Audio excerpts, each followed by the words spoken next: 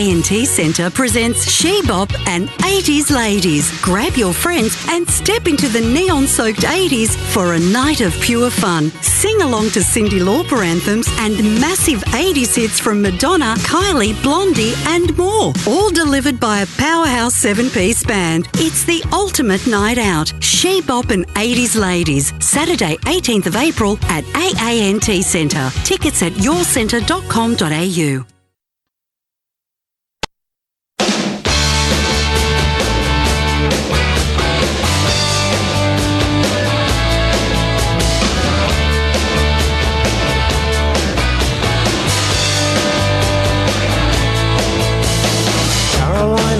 And it's raining all day. She loves to be one of the girls.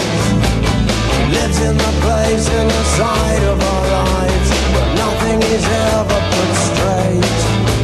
She turns herself round and she smiles and she says, "This is it, that's the end of the joke." And loses herself in her dreaming and sleep, and her lovers walk through in their clothes. Pretty in pink, isn't she? Pretty in pink, isn't she? All of her lovers all talk of her notes and the flowers that they never send.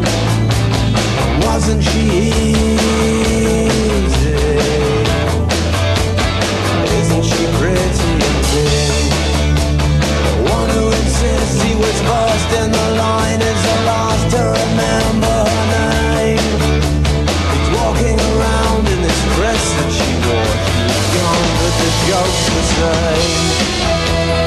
Pretty in pink, isn't she? Hello there. How you going? Are you feeling a little pretty in pink? I am. I've been pretty in pink all week. I know. I want to hear about your week. How was it? How was the Mardi Gras? How was Bad Boy Bunny?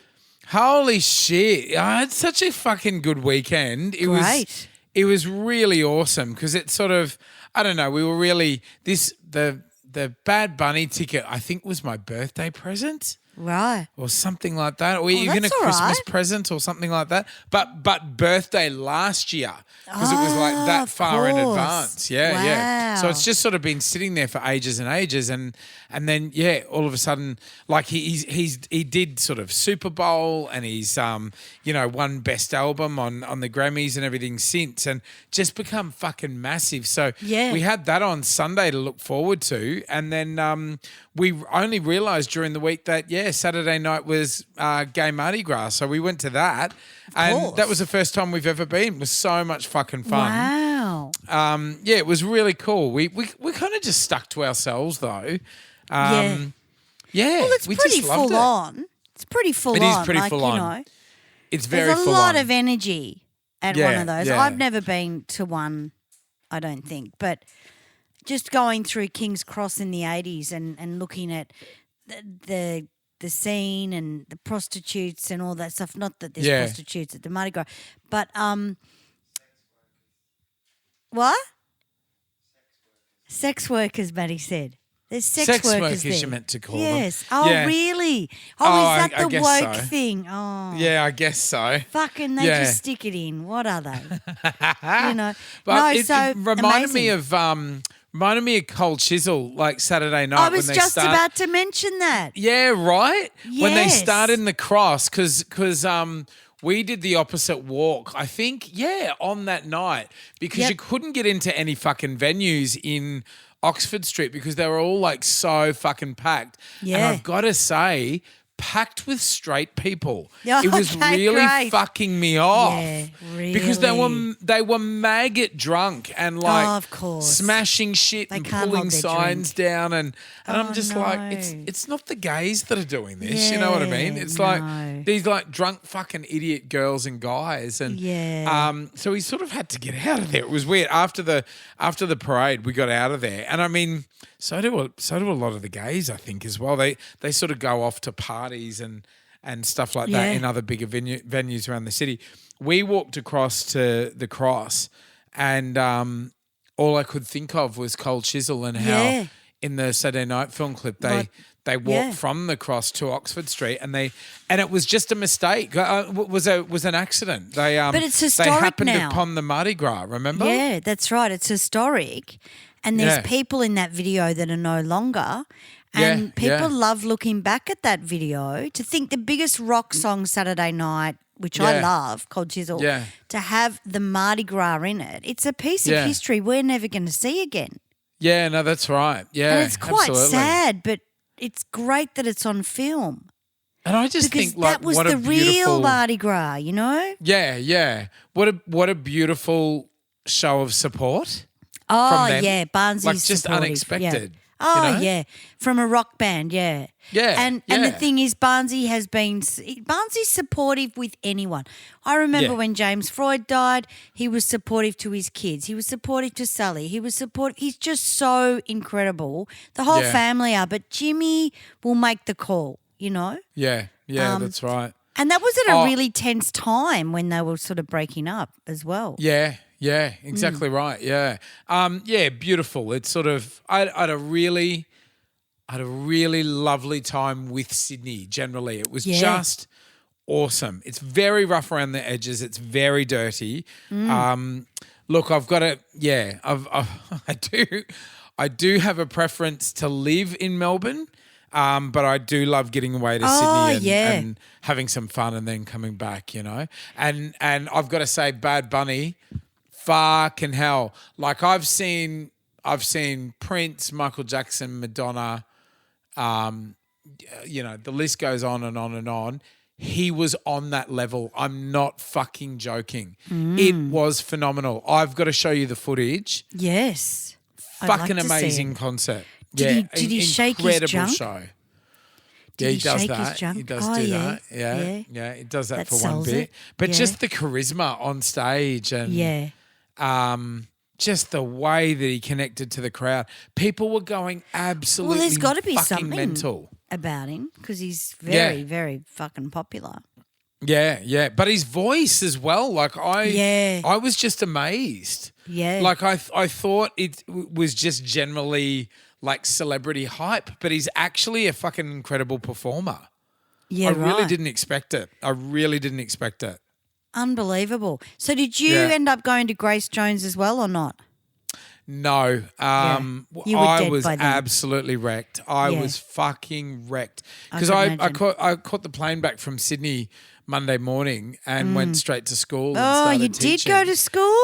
Yeah, and all the kids knew. Oh, the kids did knew. they? They were like, we can't would have been the believe you're hottest. here. Huh? Well, you would have been the coolest teacher they've got. Oh, well, they were all dying because they love him. They love Bad Bunny. Of course. you They know? can't afford to It's go not- to a Bad Bunny concert.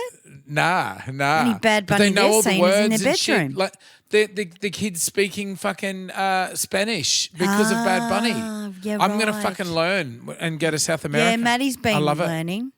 Either Yeah, Spanish or great. Mexican. Can't remember. Yeah, He does it with awesome. an app and it goes, "Gato tute la kataka." And then Maddie goes, "Gata tuco la kataka." It's like, fucking hell, he's on that Spanish app. Hey, Fucking hell. talking of schools, today we're going to celebrate the 40th anniversary of Pretty in Pink. Yeah, how exciting! It is exciting because no one will expect it. We never said we were going to do it. And we did the Village People last week and people have loved that. Yep, You know, Yep. so That's let's do great. another movie. Really interesting movie. The dynamics, I don't know whether kids experience that anymore. That I think anxiety the underdog around stuff love. they would enjoy. Like I think the sort of like she's not the kind of blonde pretty girl. She's not the No. popular girl at the school. Yeah. But she's beautiful. She's got a different. beautiful heart. She's got integrity. She stands up for herself. Oh, yeah, that's and I right. think the kids would enjoy that. They love the underdog stuff. But she seems to sort of cop it from all angles. The poor thing. It's such a great Molly-Ringwald. character. Yeah. Yeah. Great actress. Yeah. Great actress. Yeah. Now, is it true that the song Pretty in Pink, Psychedelic-Furs was one of her favourite songs, Molly's favourite Yeah. songs, and the movie came after? Yeah? Yes, that's right. Because Right. John-Hughes wrote it for Molly because they had done 16 Candles and Breakfast Club with each other and they were really successful. And he just wanted to work with her again. She was a little bit reluctant because Yes. she kind of like didn't want to get pegged as like a teen actress kind of thing, like doing teen roles. But late. yeah, he wrote this for her. Yes, And with her. the title came from Psychedelic-Furs, which she loved, and Of course. and she played him the song, and Yes. he then loved it as well. He really kind of he was great at really listening to these young actors and just like taking all their offers and just filling his films full of everything that was important to them, and therefore. It was like a really actually authentic reflection of teenagers in the 80s. It kind of reminds me of the spelling thing that he did, that they weren't amazing looking, but there was Yeah, something different about these kids. Yeah. And they became yeah. sex symbols overnight. Yeah. But, you know, like, I mean, I've been watching Emily in Paris, which is a David Starr or John Starr or whatever he is, can't remember his name. And it's a similar thing where you've got Phil Collins' daughter, who's not amazing looking, but she works in front of the camera and she's great. Yeah. But people find it easier to relate to if they're a little bit ugly, you know? Yeah, I think so. There's just got to be a warmth about them and a vulnerability, you know, and I think that's what's great about Molly-Ringwald. She's so fucking vulnerable. I look at her on screen and just when she's having a introspective moment, I just want to fucking hug her. I she's feel so great. sorry for her. Yeah. Everyone's so fucking mean to her in the film. And the dynamics in the film. So you've got Molly who plays Andy. Andy Walsh. Was it Andy Walsh? That's right. So she's the sort of interesting girl. Then there's the two hot blondes and then there's the rich hot guy and then the rich sort of normal guy, and the dynamics between all of them is what happened at school. Oh yeah, absolutely. Yeah. You know what I mean? Absolutely. I found it really interesting. James Spader's character, Steph, and just like because she rejected him, she just thought he was an asshole, and rejected him, and he just couldn't handle it. So he was like going out of his fucking way to prevent Andrew McCarthy, his mate, his character Blaine, from being with her. Like he didn't want, he couldn't have her, and he didn't want anybody else to go near her. And that did used to happen. It did used to happen. Yeah. What the fuck was that about? That's just fucking ridiculous. weird, isn't it? Yeah, it's weird. Why would you give a fuck? Yeah. People kind of like went out of their way to fuck with you, like when you were a teenager. They knew there was a bit of an interest there. Yeah. You know? Yeah. It took me back nostalgically to when I went to school and how I had feelings about boys at school and how confronting it was and how much you learnt about yourself. Because what Molly learns about herself is the strength she has. Because she sort of takes the rejection, because obviously he rejects her and doesn't want to go to the prom with her. And she goes, I'm going to go to the prom anyway and I'm going to do this on my own. Yeah. And that I felt that was a really good sort of thing for young girls to see in those years. Yeah, it was. Yeah, it was. Because, I mean, you kind of like – you used to get just fucking hung on any kind of social mistakes or anything like that. And so girls were fucking terrified to put a foot wrong because, your reputation follows you then forever. That's right. And, yeah, to do something like what she did was quite fearless. Yeah. So you're right. It was great for girls to see that, her stepping out on her own and not giving a fuck. And I remember seeing it, I think I was 15, and I resonated with that because obviously in these days we can't swipe right and just go through people like one, don't like him, blah, swipe right. This is organically meeting someone at school. Is that stuff still happening, or are they just going, I'll just wait until I get older and swipe right on the fucking phone? Like, what are the feelings around school now? And you would know because you're a teacher. Do you see any of that dynamics, or the nerd and then the fucking rich guy, or the kid that's smart, or not really? It's not. It's sort of not as defined. It's not as sort of contained. People actually do have a bit of respect for the nerds for like pulling it together and actually creating a future for themselves. And it's different in a way. There's a different kind of ambition today. There's like kids actually are a bit worldlier. They're not as naive. They're kind of, you still get your kids that kind of just come to school to fuck around and socialise and that. But I find generally that kids are a little bit worldlier. They're very aware of the outside world. Well, it's in front of them all the time. Yeah, that's right. On the phones and stuff. Yeah, and they just have sort of access. I'm talking about kind of like Melbourne metro city kids as well. Yeah. They've got so much opportunity on their doorstep. And even sort of like where I teach, which is considered a pretty mid-range school, like it's like in the western suburbs, those kids aren't wanting for anything. They've got a pretty good life. They're not vast majority of them are not struggling, which is wonderful. But yeah, they've got an independence about them. They're ambitious and thinking about the future. It's good to see. And also, you're looking at a time where the kids can't live through their mobile. So there are social situations of rich and poor, and there's nerdy and cool, and there's, the record shop, which we bring all the characters through in the movie with all the different things.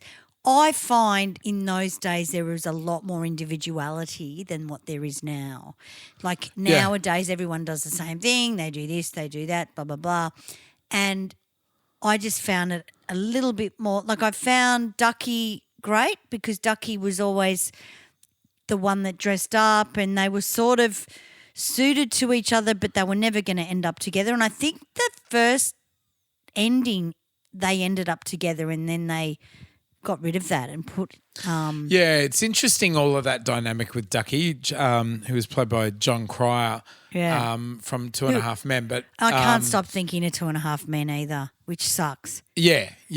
That character was based on a real life friend of Molly-Ringwald's who was gay, and they used to just spend every last minute together. Not intimate whatsoever. Yeah. But almost sort of had an obsession with each other. And I do find it really interesting, Ducky's how possessive he is of her, and I mean it's suggested in the film that he's gay, even though he kind of just from the way that he, just from the way that he sort of carries on. It's suggested that he could be, even though he can't, to make her jealous, he takes that girl out and makes a big show of like pashing her in front of her just to hurt sort of Andy. It was interesting. Oh yeah, the record shop chick. Yeah. She was great. She was a bit Cyndi Lauper, I felt. And that's Annie that's Potts. Annie Potts from Ghostbusters. Ghostbusters. Remember, she was the fucking She did a great job. Yeah, I think the dynamic though in the 80s, we did hang out with. Like I hung out with a lot of men, like they were my best friends. Yeah. And I don't know whether that happens now. I don't know because I don't have kids, so I don't understand the dynamic. But in the music industry, I definitely have less female friends than male friends, You know what there's a lot more of today with teenagers is like a lot more sort of cross-gender friendships and stuff, and they don't have to be going out. Like you will get little clusters of friends that are completely platonic, like no one's dating each other. Yeah. And little combos of guys and girls, and none of them are dating each other. They're just mates. It's Yep. not like a big group of boys and a big group of girls. You know what I mean? There's a lot more sort of mix, a lot more kind of cultural mix. And I mean, that could just be a Melbourne thing. But also sort of like gay and straight kids and stuff like being mates and it not really being an issue. And like that certainly fucking didn't happen in the 80s. Oh, you reckon? Well, Oh my I God, mean, it used to happen in the 80s all the time. Out gay kids having Fuck out yeah. like and the Girlfriends. straight mates knew. No, I'm talking about like two dudes. Yeah, no, that was a bit different. Yeah, you're right. Yeah, Yeah. you're right. Yeah. Absolutely. But the thing that happens with Ducky and Molly was a relationship that was around in the 80s, whether Yeah. he was gay or straight. You just had this dude that was similar to you, like the polar opposite, but a male. Yeah. And that's where everyone's head went, oh, maybe they should be together. But then, of course, the social stuff of Andrew McCarthy being a rich person, it broke my heart a little bit that she wouldn't allow him to drive her home because of the house, because she Yeah, wasn't that fucked wealthy. everything, didn't it? Yeah. And that used to be a thing in the 80s. You know, I don't want you to see. I'm embarrassed. A girl that I was friends with, like painfully embarrassed of her kind of domestic situation. Yeah. And like, just until she would not have us over until Really? we finally, we were at a party down the road from hers and we just crashed it. We just crashed her place and she was, we could see it in her face. She was fucking mortified. Just mortified. And it was sort of, I remember we didn't really care. No. But we kind of flagged it because of her reaction. Yeah, and I of remember course. there were no doors in the house. There were like sashes over the door. There were like kind of sashes over the doors in between. Really? Like it was a real basic kind of renter. Where all the doors had fallen off, but they, to give everyone some privacy, they'd sort of hung curtains like in the doorways. Right. Yeah, I remember that very clearly. But interesting. Wow. Should we talk about the alternate ending after we play some music or what? Yeah, let's play a song. So I'm going to play one of the greatest songs on the soundtrack. Here it is.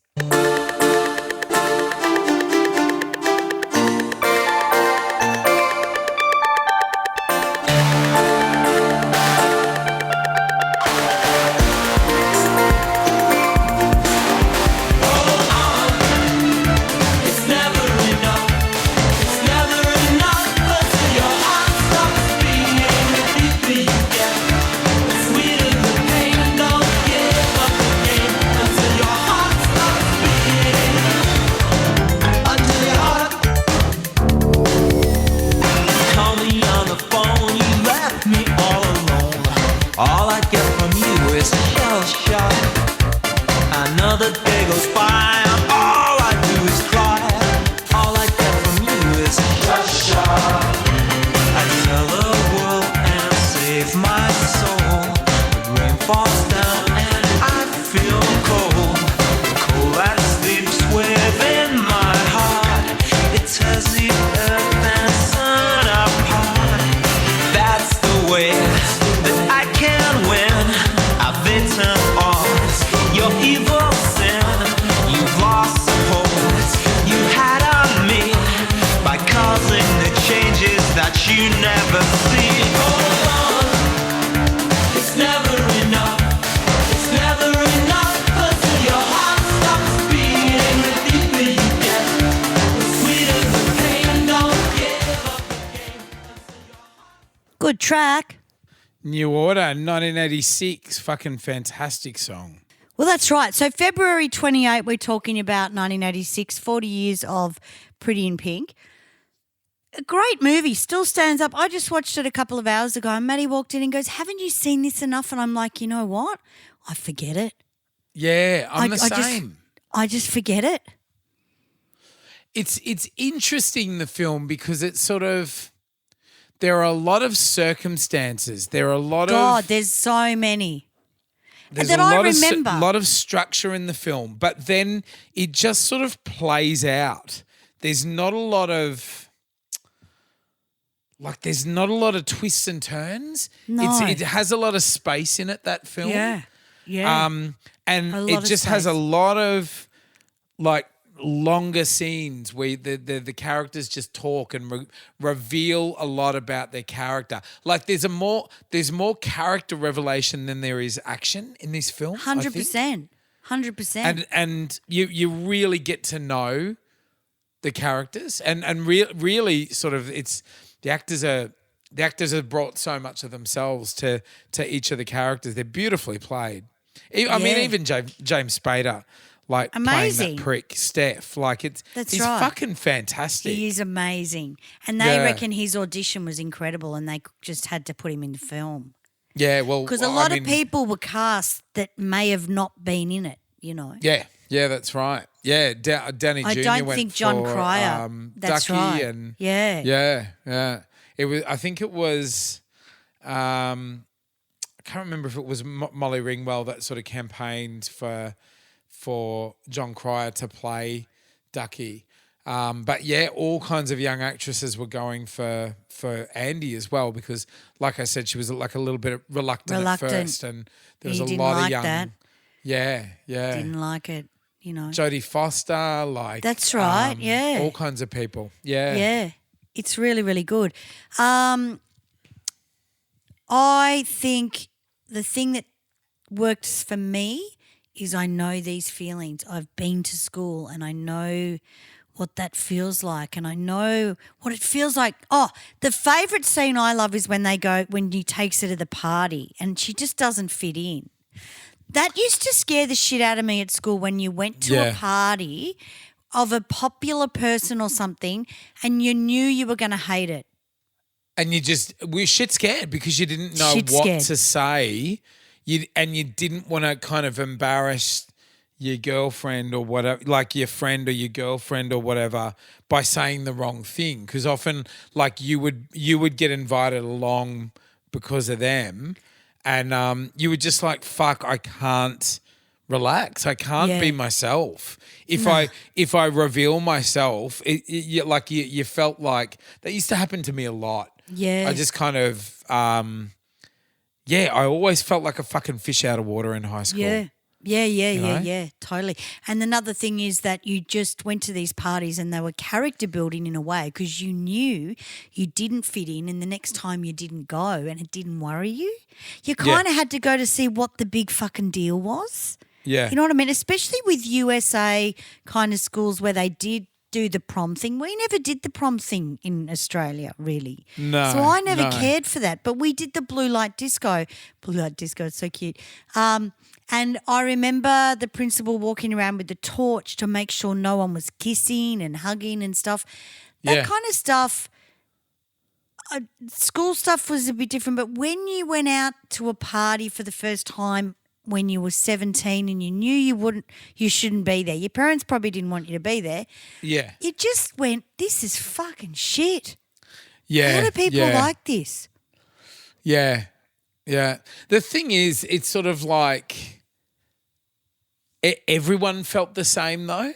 It turns out everyone fucking felt the same. Yeah, that's right. Like everyone felt like fucking awkward and no one knew what they were doing and everyone was putting on a front and, you know, it's such a bizarre age. But yeah, it's funny that the thing with Americans with the prom, it's like the cultural highlight of their youth. Yeah. It's like you getting married. Before. That's right. It's like a wedding. It's up there with a wedding. Yeah. Like in terms of your kind of like sexual development and your personal development, it's as important as your fucking wedding in the US as a kid. Yeah. And it's just like it's got to be right. And if it's not perfect, like you'll never be the same. You know, you'll always kind of like the stakes are so very high.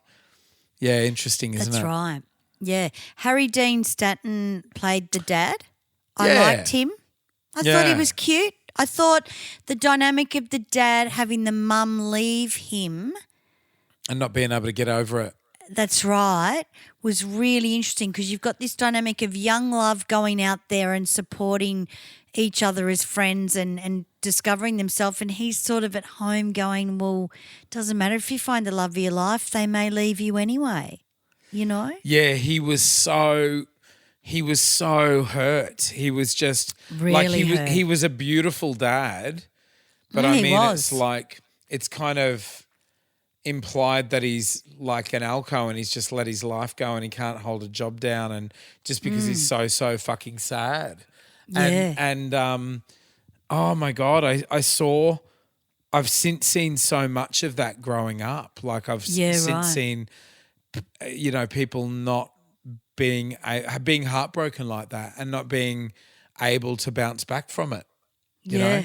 Yeah. Interesting. He, Harry-Dean-Stanton, remember we watched Bratz, the doco on the Brat Pack, and they sort of talked about him and said how he was known as the spiritual father of the Brat Pack or something because he used to hang out with Sean Penn and Madonna. He used to be mates of theirs because Sean Penn thought the world of him because he's like this sort of cult figure, like a veteran actor that Sean Penn really looked up to, and when sort of Madonna started dating him, the three of them, like a real unlikely trio, they started sort of hanging out, and but he played the dad in a few John-Hughes films, I'm pretty sure, or at least a few Brat Pack films. And he used to hang out with these guys a lot. He used to party with them. So like has all these sort of like young, gorgeous teenagers, and has old fucking Harry-Dean-Stanton looking like he's just crawled out of a bin. Yeah, yeah. Sometimes, because I believed him in this movie. I believed that he couldn't get out of that loop of being depressed and you know, usually when someone leaves you, they haven't died, they've left you, you know. So they're an asshole.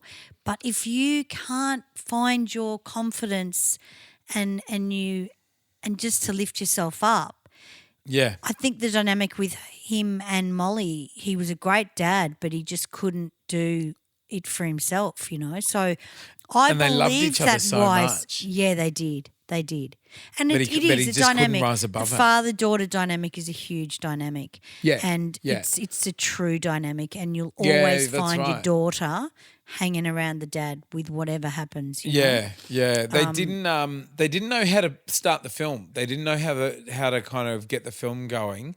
And right. the opening scene where she's getting him up and trying to get him ready and stuff, and he's still in bed and he's got a job interview and she's made the outfit that she's got on, and he remarks on how beautiful she is and you know, makes a joke about adding a few ruffles to his outfit and everything. That was I believe the last scene written. Oh well, actually, Really? one of the last scenes. What we were going to talk about is the alternate ending. Yes.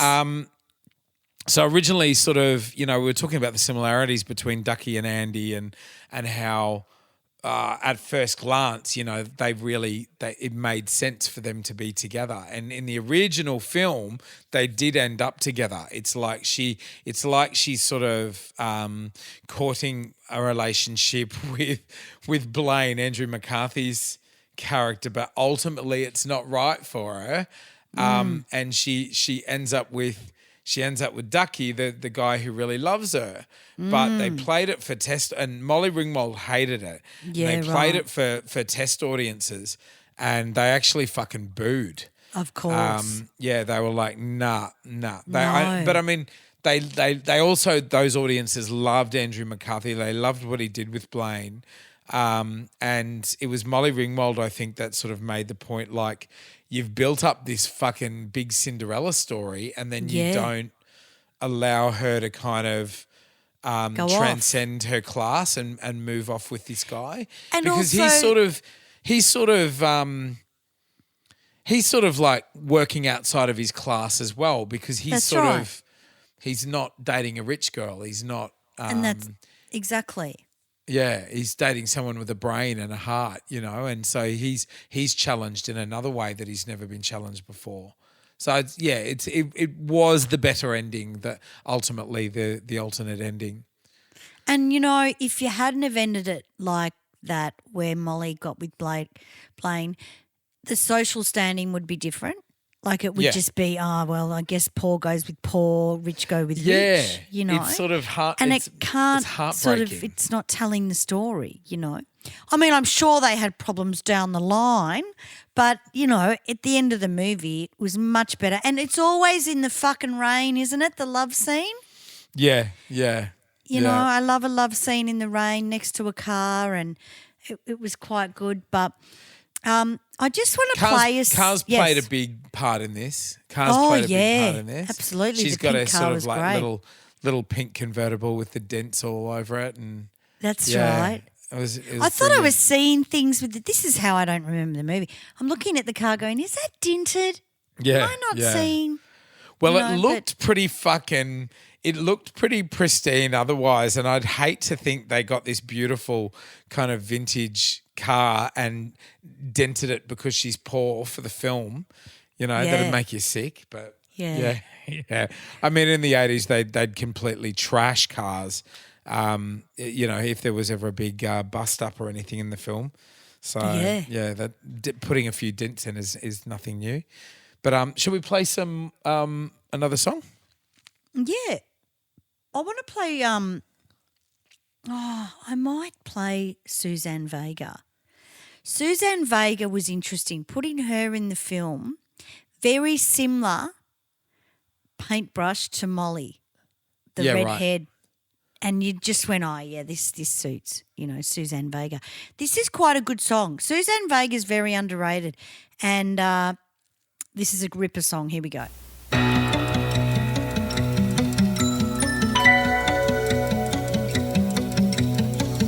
If you want me, you can find me left of center, off of the strip, in the outskirts and in the fringes, in the corner, out of the grip.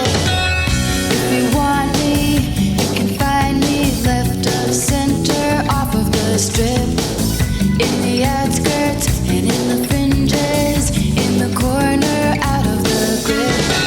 And when they ask me, what are you looking at? I always answer, nothing much, not much. I think they know that I'm looking at them. I think they think I must be out of touch, but I'm only in the outskirts and in the fringes, on the edge and off the avenue.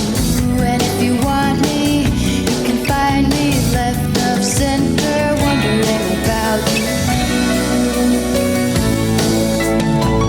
Think that somehow, somewhere inside of us, we must be similar, if not the same. So I continue to be wanting you left of center, against the grain.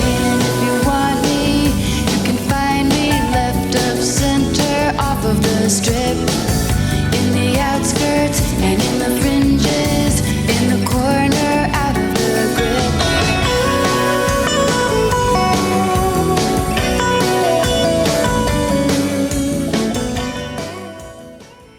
Great song by Suzanne-Vega, and Such a haunting absolutely, voice, eh? Hey? Such a haunting voice. I always think of Luca. Yeah. Well, she's not being pushed down a stairwell in this song, which is great.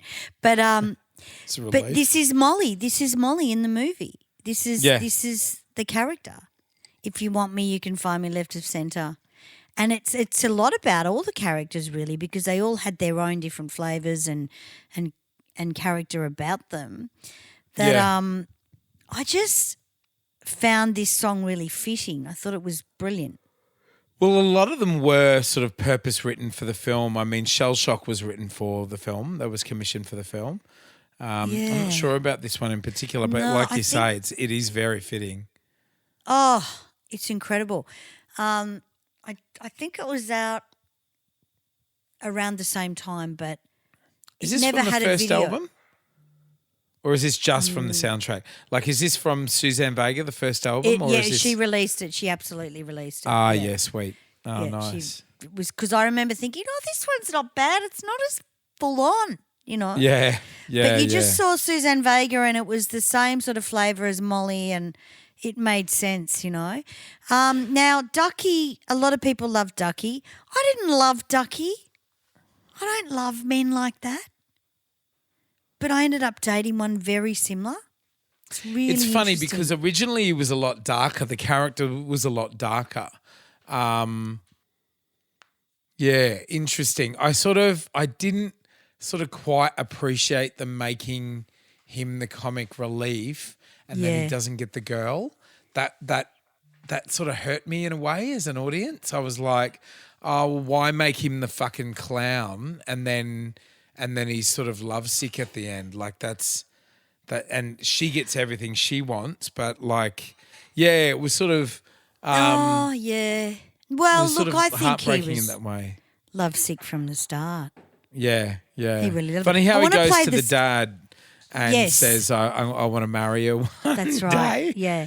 Yeah. And the dad's like, well, does she know that? Like Yeah, that, that's his first right. reaction is like, is she aware of this? It doesn't matter. It's going to happen, Yeah. And then she kisses him because she's so excited to get a date with Blaine. She kisses him and he sort of faints on the bed while Yeah. she's getting them drinks. I want to play the scene of Ducky, which I think is one of the greatest scenes. And this is heartbreaking to me because it did happen to you where you were invested in someone. Yeah. And you hung out with them, and people did overlook the fact that you were attracted to them. Yeah. They kind of just lived with it, and they knew it, but they just kept Oh, it at fuck. bay. You know what I My mean? crush did. My fucking crush Yeah, did. She yeah, knew that I right. was fucking Of course obsessed she with did. her. Yeah. She took you to bloody see fucking Shirley Bassey, though, didn't she? Who was that one? I took don't you to want to see- say because she listens to the show. Fair enough. So this she is where knows who I'm Ducky. talking about. Oh, good. Yeah. You become really good friends with these people too.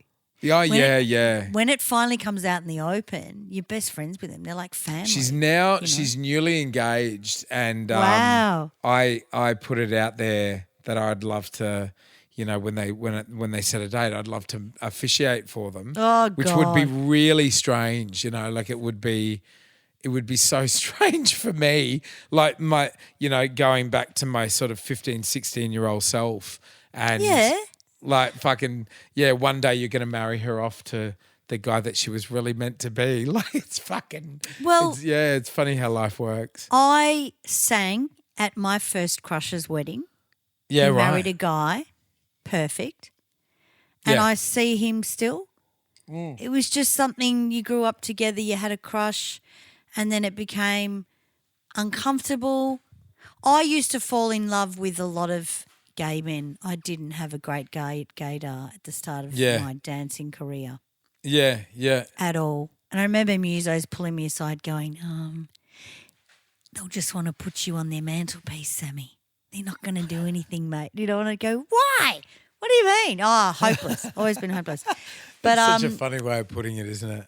yeah, well, it was interesting because it was a way of him telling me without getting my heart broken. Yeah. Yeah. So this is where Ducky finds out that she's going out with Blaine, and it is really heart-wrenching because this is how bad it felt. Here we go, Ducky. Ricky, I'm really sorry.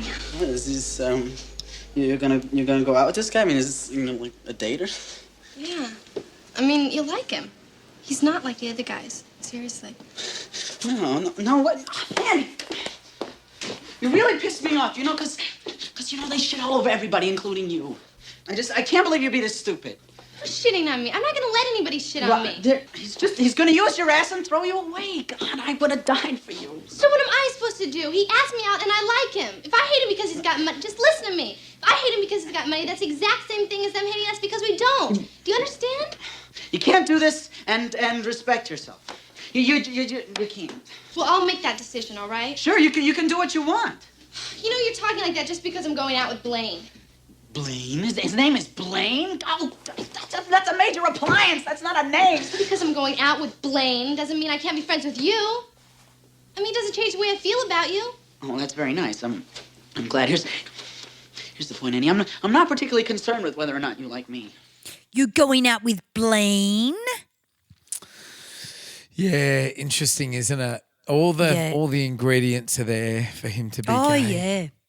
It's a one, particularly how obsessive he is, like how sort of possessive he is, but also Yeah, sort well, of that's true. That's true. how he kind of sits outside of everybody and he kind of objectively talks about class and everything of like everyone in the school. Like he very easily is able to sit outside and like, yep, she's like that and he does that and they're like that and she's not right for him, and that's a very gay thing. Absolutely. They just know the personality. Yeah. And just an incredible scene. And a gut-wrenching scene because you don't know what to believe. You're right. Is he going to fall in love with her and then move on with a guy or whatever? But, yeah, you've really pinpointed it because they were the ones that really noticed everything about everyone. And what did he say? I mean, he probably just wanted a beard, the poor thing. Like you know. No, I think some men would date women, as you know, where later on in life they just no interest. Yeah. You know? Oh, I definitely went out with them. Yeah. It's funny because sort of like everybody asked me what I was thinking, you know, sort of marrying a woman and everything. My fucking heart and soul was 100% into it. I fucking gave it everything. Correct. I gave it everything. You know what I mean? Absolutely. At least I know I did. You know what I mean? It sort of, yeah. Absolutely, Anyway. babe. And it's not about the sex, it's about the person. Yeah. And how you resonate with that person. Yeah. It can happen. You Yeah. can meet someone and go, wow, this is And you who can I need sort of to be also with. see historically in every fucking other generation, but the last few and this one, how, like men were, regardless of what your orientation was, because that wasn't spoken about, you were expected to go off and marry. You could be yourself privately. That was your business. But the expectation was that you go off and marry a woman. Yeah, that's right. Especially if you had ethnic parents or parents that, you know, incredible. That was the thing. I want to look at another scene, which is the she thinks you're shit scene, which I think's brilliant. I love this. Yeah. It's great because he's nailed him. They're the same person. They've both got money, but he has the soul. And McCarthy's acting in this is fucking great. Amazing. The girlfriend that Steph has is just your typical fucking cheerleader, blonde fucking bimbo that's fucked the popular guys that in the end goes off with the businessman. You know what I mean? Yeah. They go from cute to fucking everyone had those people at their school in the 80s, those attractive blonde chicks that just validated themselves with the most popular guy. And they never ever worked out. Ever worked out. Nah. And that's the other thing. Molly gets the guy, Andrew McCarthy, Blaine, who's also quite popular and people love him. And when they go to a party, they're like, what are you doing with her? Yeah. It's the stuff that used to happen that never worked out in the end, you know? Yeah, that's it. So this is She Thinks You're Shit. Fantastic scene. Here we go. You know, you gotta give her credit, though. I mean, after you dumped her, she certainly went out and found herself what I'd have to say is probably the most interesting date that our generation will ever. Steph. You buy everything, Steph. You couldn't buy her, though. That's what's killing you, isn't it? Steph. Listen. That's it, Steph. She thinks you're shit. And deep down, you know she's right.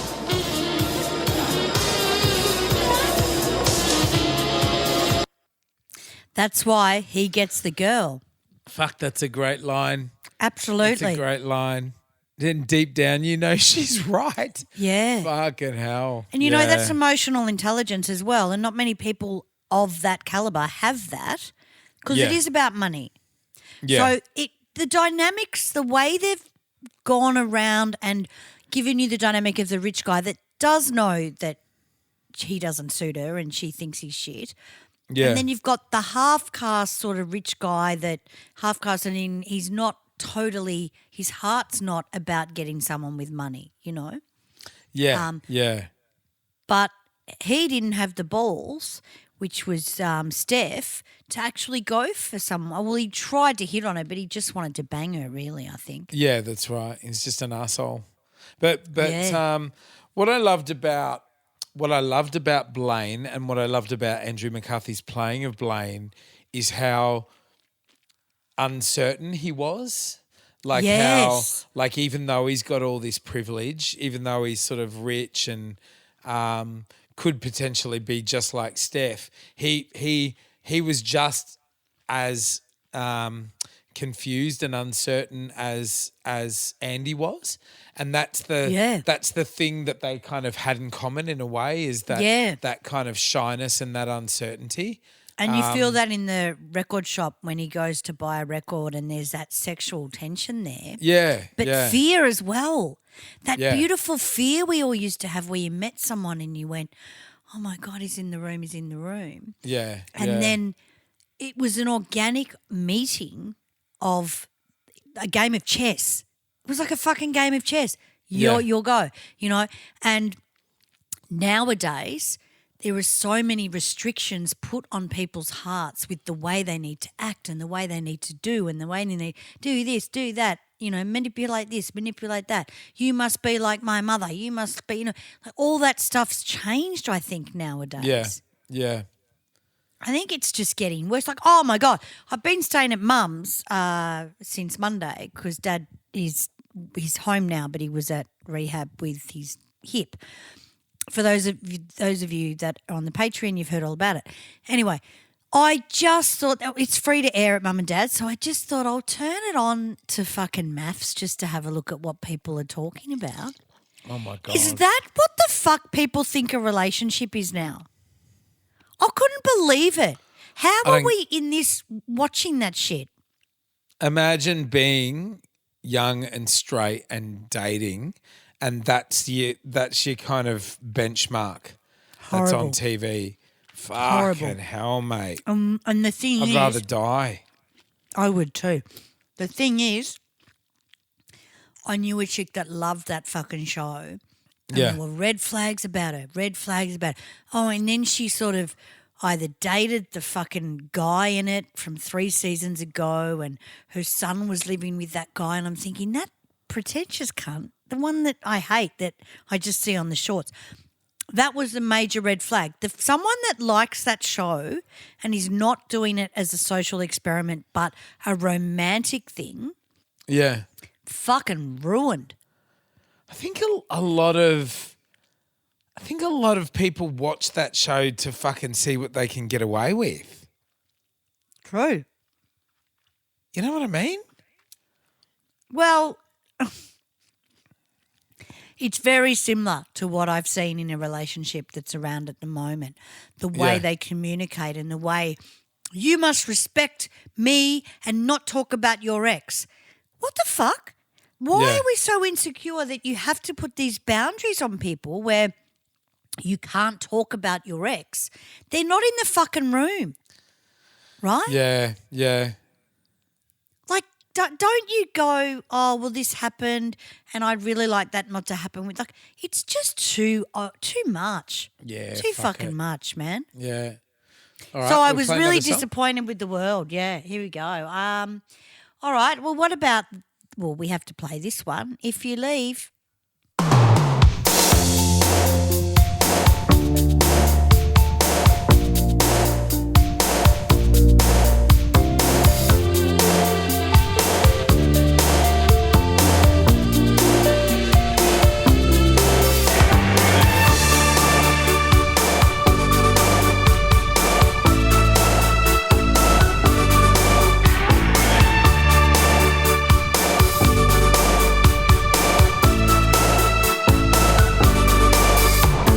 If you leave, don't leave now.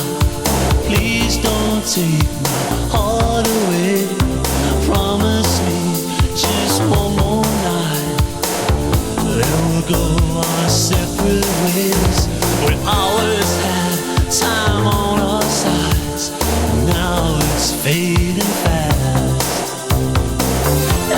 second, every moment. We've got to make it last. I touch you once, I touch you twice. I won't let go at any price. I need you now, like I need you then. You always said we'd still be friends someday. If you OMD. And it was also Love it. sort of written just for the new ending. The whatever song they sort wow. of had at the end couldn't be used anymore. Wouldn't that have been devastating for? I wonder what it was. Well, I know that happened a lot. Like, you know, Try Little Tenderness where Ducky does the dance routine. Yeah. That was going to be State of Shock by the Jacksons. Oh State of wow! Shock, yeah. Shit. And then they were also going to use Start Me Up by the Rolling Stones. Right. They couldn't get the rights for a lot of those songs. Right. So they okay. did Try Little Tenderness, which sort of suits it because it's a record shop. I found that a bit bizarre that we were seeing a lot of the old stuff, like Copacabana and stuff being played in the record shop instead of sort of hardcore 80s stuff, but it also Yeah. works. Yeah, You know what I mean? It does. Yeah, there was a real kind of retro through line in the 80s. Yeah, that's right, the rock and roll They did love thing. that stuff. Yeah, yeah. What about this? Okay, so this song famously plays in the prom, in the finale. A few little sort of later big name cameos. Gina Gershon.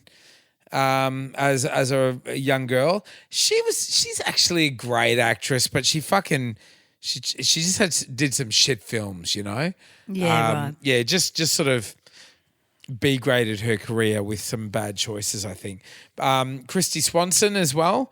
Remember, Christy Swanson is the girl that turns and smiles at Ducky, and he sees a kind of she's opportunity with her. gorgeous. Yeah, There's no way she'd go near that. No, But she's no. great. She's that authentic, pretty 80s look Yeah, with the bob yeah. haircut. Really pretty. Yeah. And So I she think popped up that as well? evens it out for Ducky as well. Yeah, that's right. I just like that he didn't go home with nothing. No, you know? and I also liked that he kind of Let her that go. he kind of stepped aside because Yeah. he could see that Yeah. it was right for her. You know what I mean? It's not like he got pushed aside. That's right. He acknowledged that kind of they were friends and that He wasn't the same You know, as everyone Blaine else. was right for her ultimately, Yeah. and it was good. It That- was a nice. There was a little bit of tension between him and Blaine. Oh, and Jon-Cryer and Andrew McCarthy didn't like each other during the filming. They were very frosty towards each other, and it was only recently that they reconciled and were like, what the fuck? Why have we always had this rivalry? And they actually became friends. I think sort of a little bit before the doco. Yeah, right. Yeah. Yeah. Brat Pack thing, which Yeah. we've done an episode of, which was great. Yeah, we have. Yeah. I think if you watch this movie, it still stands up and it does give you that nostalgic feeling of being at school, the Yeah. characters, the social situations of no money, having money, different, you know, it used to happen, you know. Nowadays everyone looks the same. Yeah. There's yeah. no difference. you Yeah, know, absolutely. And we've got TV shows that are ridiculous on at the moment and the world's just going nuts. It was a simpler time, but it was a harder time. It was character building. Yeah. But I Yeah. think that's why a lot of Gen X people are very strong, because we organically went through a lot of those stuff when we were younger, rejection and, Yeah. you know, knowing that that person's not right for you and not jamming it down their throat so you stay with that person. Like, that was the one thing I loved about Molly in the movie, is that she was defeated and she went, Yeah. whatever, I'm still going to go to the prom. And I think that's a strength women don't have that much in some situations, you know. Yeah, yeah. It Or was not just women, everyone. It was a much blunter time as well. Like people could be fucking horrible to each other. Yes. And just carry on as well. Yeah. Yeah. Like Steph would probably get, James Spader's character get fucking done for bullying and probably get cancelled today. But like he was able to be this like asshole of a guy, and say the most awful things, to her and to other women and stuff like that. And that was just that was the 80s. Like you kind It of was. you had to learn to bounce back from that. Like you had to build yourself up and keep going. Well, and there were confrontations. yeah, that's right. There were confrontations. That's right. There's not confrontations now. You just walk away and you go, oh, well, that's fucking too hard. Yeah. How do you learn? How do you learn? You fucking raise a grievance or raise your voice these days with somebody and they fucking lose their mind. They're like, oh my God, like you can't talk to me like this kind of thing. And it's like, it's mad. It's crazy. And a lot of the time, having a confrontation with someone isn't to teach them something. It's to get rid of your fucking frustration because you can see they're fucking idiots, right? Yeah. And I will say to someone, that's what this is, and they'll just look in the sky and go, fuck, she's nailed it, but walk away. Yeah, it's not, hey, man, I really think you're right and maybe I'll stop. I mean, that's just happening so much in the world, which means humanity is fucking dropping in IQ. I mean, fuck. Yeah, that's it. Yeah. Look what's happening now. It's just everyone's just, we don't even know what's happening in the world, Yeah. Let's just touch upon the soundtrack as a whole. One thing about this film is how successful the soundtrack is, how incredible it is. All curated by John-Hughes. And Pretty in Pink already existed because that inspired the title. Molly-Ringwald loved it and brought it to John-Hughes. He included it. You've got sort of If You Leave, which was written for the reshot ending. You've got Shell Shock, which was written for the soundtrack as well. If You Leave would go on to be that band, OMD's biggest hit. Went to number 4 on the Billboard charts. And some awesome other stuff from, the Smiths and Echo and the Bunnymen as well. There was like a poster of the Smiths up, I noticed was it in the records? All the acts were in the posters. Like even Jesse Johnson were in. Like it looked like Prince, but it was Jesse Johnson. Yeah, and he's got a track. He's got a track on the album, and it's not a bad track. It sort of goes sort of nowhere, but I don't mind it. But it was just a perfect mix of music and it really was nostalgic how we were in the 80s at school. Yeah. Have we got another song? Yeah, we'll do another song and then we'll wrap it up. But right. I just did want to talk about how Steph really got validated by because they were both rich, Steph and what's his name? Blaine. Yeah. Steph acted like he had the balls of steel and he was brave and everything, but he really got a lot of validation off Blaine. Then that sort of fucked him because as soon as Blaine got the girl that he really wanted, the validation stopped, which meant the friendship stopped. And a lot of that used to happen in the 80s. A lot of it happens now.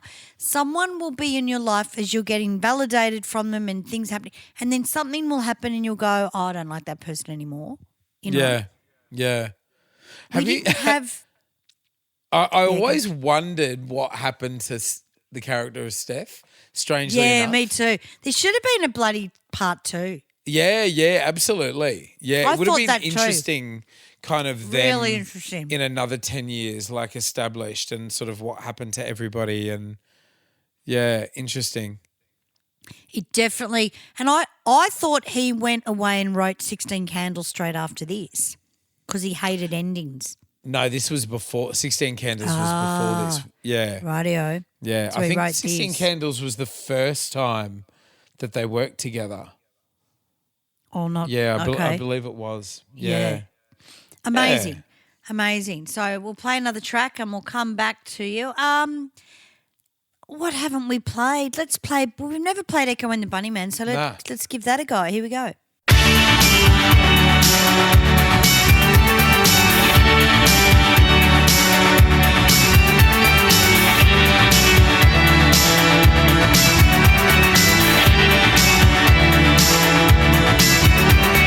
Jimmy Bob, made of stone. Charlie Clark, no way home.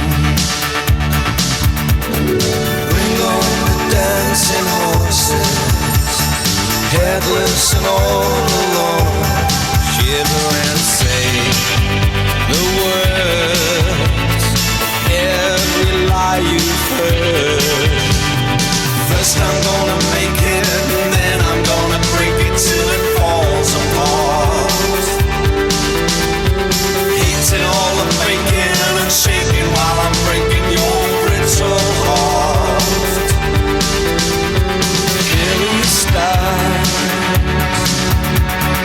all alone, sinking inside. Echo and the Bunnymen from Liverpool. Beautiful, like really romantic music, isn't it? Very it's much. Sad, sort of sad and a bit gothy, but romantic. Oh, and it's got the same feeling as the movie. I love it. Yeah, yeah, You feel like you're in the movie when you listen to it. yeah. I love it. So 40 Yeah. years. There you go. I've got one more scene I want to play. Is that all right? Yeah, go for it. This is it. Greatest scene ever.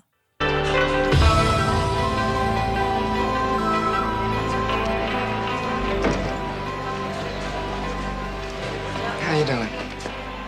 Why haven't you called me? Oh, I got nailed for the stable thing. I guess the groom's house, it's against club rules. I called you 3 times and I left messages. Yeah? Well, I didn't get on my family. They're very responsible about that stuff, you know? I waited for you this morning. Yeah? Where? Parking lot. I saw you and I thought that you saw me. No. What about prom, Blaine? Oh, Andy, I'm having a bad day. Can we talk later? No. What about Come prom? on, why don't we just meet after school? No! What about prom? Andy, come on. Just say it. What? Just say it. I want to hear you say it. Andy, please, all right? I want to hear you say it. A month ago, I asked somebody else and I forgot. You're a liar! You're a filthy fucking no-go liar! You didn't have the guts to tell me the truth! Just say it! I'm not lying. Tell me! What? Tell me! What do you want to hear? Just tell me! What? You're ashamed to be seen with No, me! I am You're not. ashamed I to go am out not. with me! You're afraid! You're terrified that your goddamn rich friends want to prove! Just say it! Just tell me the truth! There you go. Fucking well acted. Just say it. Oh, Yeah. she's so Jennifer Beals in this scene. Yeah. When Jennifer Beals freaks out in Flashdance. I think Same Jennifer school of thought. Jennifer Beals went for this as well. Really? Yeah, yeah. She would have been too old looking, I reckon. Yeah, right. Yeah. She's perfect Even for this though Molly she looks- Ringwald. Oh, yeah. I love her skits out in a movie and Yeah. really well acted, like you said. We're going to leave it there. I think it's just a great movie. Watch it. Yeah, It's 40 what can years you old. say? Watch the film. Yeah. There's and sort of like watch it when you're not distracted. It's sort of it's got a beautiful sense of pace and space in it, and Yeah. it's not a film that sort of like not lots of big action and stuff like that. There's a sensitivity to it. It's really deep. It's got some silly bits in it as well, but that was the 80s and but like yeah, the acting's great, the performances are beautiful. And it's a really personal film. So yeah, watch it when you're not in a hurry, guys. It's a beautiful watch. I found it really simple to slide into. That's what she said. That's yeah. Yeah. I found it really easy to slide into that world. Yeah, yeah. And I was in there before I knew it. Yeah. And I've seen the movie a million times, but for some reason I needed to watch it because I get Pretty in Pink and 16 Candles totally confused. Yeah, right. Yeah, yeah. I don't know what happens in what. I know she's having a birthday in 16 Candles, but I was looking at the movie going, oh, that's this one. Okay. You know. Yeah, yeah. Oh, But incredible. One more thing. The dress that she makes for the Oh, prom, yes. Molly-Ringwald actually made that dress. I didn't like it. Sorry. Oh, you didn't? I thought she looked beautiful in it. I never I thought liked pencil dresses Yeah, right. because I never had the figure for it. Because I Okay. was an hourglass, huge Right. hips, you know. Yeah. Be like putting fucking Ricky Lee in one of those pencil dresses. You'd fucking Ricky knock Lee? you'd knock half the fucking country out, you know. She's a big girl, fuck. Ricky Lee, Ah, jeez. Yeah. you know. Yeah. But she had the like she was a tall girl, Molly Yeah. Ringwald, you know. Yeah, that's right. And I the way she got the dress, I thought was a bit better, a bit more interesting. Right, yeah, She yeah, kind of made it boring. yeah. The Chinese collar and the. I thought we discussed the dress before and we both It hated looked it. a little bit too old for her, to be honest. Yeah. Like it could have been a bit more fun, but I think they were going for a sophisticated look for her so that you could possibly see them together in the future. You know what I mean? I think they were going for the pencil case look. Oh, fuck. Oh, God. All Great right, movie there though, you guys. guys. Go and have a watch. We surprised you with this one. I just have seen a lot of the 40th year, and I've of Pretty in Pink, and it's our childhood. You know, even though that's we're it. from Australia, the anxiety you used to feel when you really liked that guy at school, and even by the lockers and just watching them walk past, just full on, really good Yeah, memories. absolutely. If you can remember. This meant back a lot then. to us, and you can watch it on Stan. You can also hire it on YouTube or buy it on YouTube. Channel 10 has it. You can stream it on Channel 10. Yeah, you can. That's what I did. Yeah, great. Yeah, nice. Awesome. There you go, guys. Good on you, Pretty in Pink. Thank you for listening. Happy 40th. When are we around next? When are we playing next? So we've got Morwell next weekend, 14th of March. Get your ticket. Morwell Hotel. We've never done Morwell before, No. but the tickets are going fantastic. Great. I know it's really difficult for people at the moment with interest rates and are we in World War III? What's going on? Fucking Jesus. Get ready for the petrol to fucking shoot through the Oh, roof. well, that's exactly right if you can afford to get there. But, mate, I reckon we're going to be fucked in a couple of months if he won't be able to put a stop to this. No. There is no way. Don't even fucking go there. He thinks he's fucking great. No. Yeah. Yeah. Not even going to mention his name. So we will see you at a gig, and then after that we're at the Hallam Hotel for Good Friday. Yes, of course. Good Friday Eve. Yeah, Which is the yeah. Hallam Hotel. And Beautiful. Cyndi Lauper in Darwin's going nuts. Cyndi, She-Bop and 80s Ladies. People are going nuts for that. We've still got 8 weeks or 7 weeks until we do that, and tickets, I reckon we'll sell that out. Brilliant. Because it's Darwin. Yeah. You know, they love it. Be nice and warm up there again. Can't wait. Yeah. Good on you guys. Thanks for listening. Hey, please invite your friends to listen to the show, especially if they love Pretty in Pink or John-Hughes films. Get them on board to have a listen to our sort of thoughts on the film.